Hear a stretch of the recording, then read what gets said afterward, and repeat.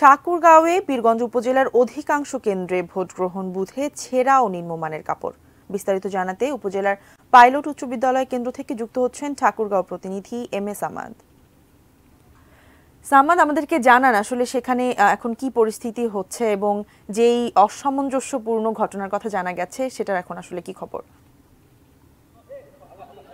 ধন্যবাদ মারিয়া। একটি উপজেলা, 10টি ইউনিয়ন এবং একটি পৌরসভা, 2,06,661 জন ভোটার রয়েছে। সকাল 8টায় ভোট গ্রহণ শুরু হয়েছে, এখনো চলছে।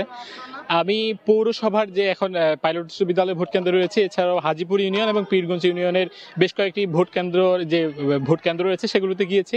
এই ভোট কেন্দ্রের ভোট বুথের গল্প যদি আমি আপনাকে বলি, প্রত্যেকটি বুথের জন্য, অর্থাৎ এই পীরগঞ্জ উপজেলায় 585টি ভোট কেন্দ্র রয়েছে, বুথ রয়েছে, 76টি ভোট কেন্দ্র রয়েছে এবং 585টি ভোট কেন্দ্রের যে বুথ সেটি রয়েছে।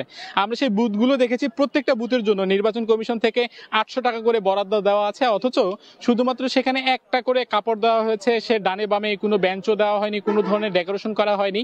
এই ছেঁড়া, কোথাও কোথাও দেখেছি আমরা ময়লাযুক্ত কাপড় রয়েছে, কোথাও কোথাও ছেঁড়া কাপড় রয়েছে। এরকম যে নিম্নমানের যে আসলে উপকরণ বা নিম্নমানের যে উপকরণ সামগ্রী সেগুলো ব্যবহার করা হয়েছে। সেই কারণে যারা আশেপাশে যারা ভোটার রয়েছে, যারা সেখানকার প্রিজাইডিং কর্মকর্তার সঙ্গে আমরা পালিগাঁও সরকারি প্রাথমিক বিদ্যালয়ের প্রিজাইডিং কর্মকর্তার সঙ্গে কথা হয়েছে, তিনি বলেছেন যে এই একটি যদি যে কাপড় ব্যবহার করা হয়েছে প্রত্যেকটি বুথের জন্য, যেখানে 800 টাকা বরাদ্দ, সেখানে যদি খালি চোখেও হিসাব করা যায় সর্বোচ্চ 100 থেকে 150 টাকা খরচ হতে পারে। এর বাইরে বেশি আসলে খরচ হবার কোনো সুযোগ নেই। এবং কাপড়গুলো যদি আপনি দেখেন যে বুথগুলো একেবারে বাইরে থেকে দেখা যাচ্ছে এবং যে বাতাসে সেটি উড়ে চলে যাচ্ছে, এই ক্ষেত্রে কিন্তু ভোট যারা দিচ্ছেন, যারা ভোটার রয়েছেন, তাদেরও কিন্তু নানান ধরনের ভোগান্তি সেটিতে পোহাতে হচ্ছে।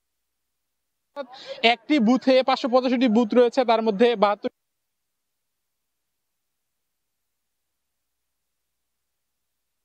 কর্মকর্তা থেকে 150 টাকা। এই কারণে আমরা সহকারী রিটার্নিং কর্মকর্তার সঙ্গে কথা বলছিলাম, তিনি বলেছেন তিনি বিষয়টা দেখবেন। মারিয়া।